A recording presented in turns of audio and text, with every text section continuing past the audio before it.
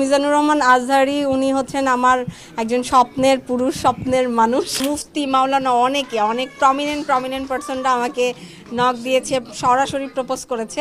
আমি প্রিয়াঙ্কা, আমি একটা মেয়ে, আমি একটু রোমান্টিক, বাট অনেকে থাকে অনেক হট, অনেকে থাকে অনেক দুর্বল নরম। পরিকল্পনা আমি আমার পড়াটা চালিয়ে যাব, হাফিজি পড়া। আলো মাগি জামাই বাড়ি গেলে এক উষ্টায় নিব আর এক উষ্টায় আবার দিয়া যাইব। তো আমার নানুর এই ভাষাটা আমার খুবই ভালো লাগে। আসলে কে যে আমার এক উষ্টায় নিব আর এক উষ্টায় দিয়া যাইব আমি এখনো জানি না। তবে আমি অনেক লক্ষ্মী একটা মেয়ে। আই থিঙ্ক কেউ আমার লাইফে যখন আসবে আছে অনেকেই লিস্টে এখন, বাট আমি আসলে চুজ করতে পারছি না, কনফিউজ আমি।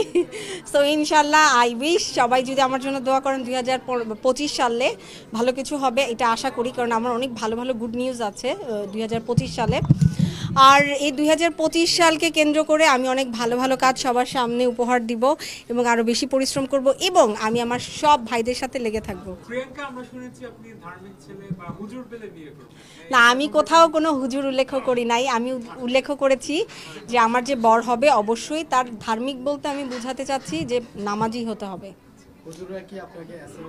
অনেক মুফতি মাওলানা অনেক প্রমিনেন্ট পার্সনরা আমাকে নক দিয়েছে, সরাসরি প্রপোজ করেছে। সো যারা আমাকে প্রপোজ করেছেন তাদের জন্য অনেক ভালোবাসা, আর যারা এখনো লিস্টে আছেন প্রপোজের হচ্ছে বর্তমান সময়ে সোশ্যাল মিডিয়ার যুগে যিনি ট্রেন্ডিংয়ে আসার জন্য এই কাজ করা, যে মিজানুর রহমান আজহারি সাহেবকে তিনি বিবাহ করা।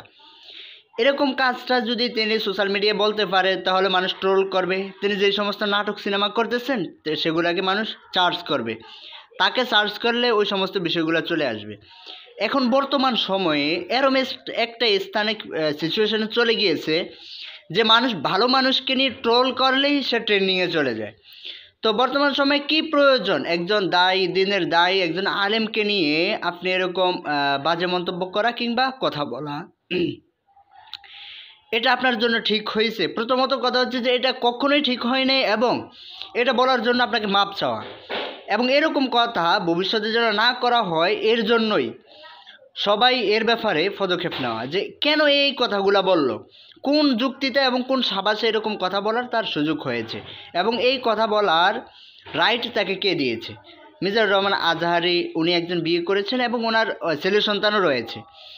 তো সে কোন রুচিতে এবং কোন বিবেকে এই সোশ্যাল মিডিয়ায় এসে তার কথাটা বলা, এবং তাকে নাকি অনেক হাফেজ মাওলানা বা অনেক মানুষ প্রস্তাব দিয়েছে এবং তার অনলাইন প্ল্যাটফর্মে তাকে বলেছে। তো কোন যুক্তিতে মানুষগুলো বলে? এই চরিত্রে কখনো যায় আসে না, এই চরিত্রে কখনো ভালো মানুষ একে মানে বিয়ে করার তো দূরের কথা, একে দেখলেও ঘৃণায় আসে।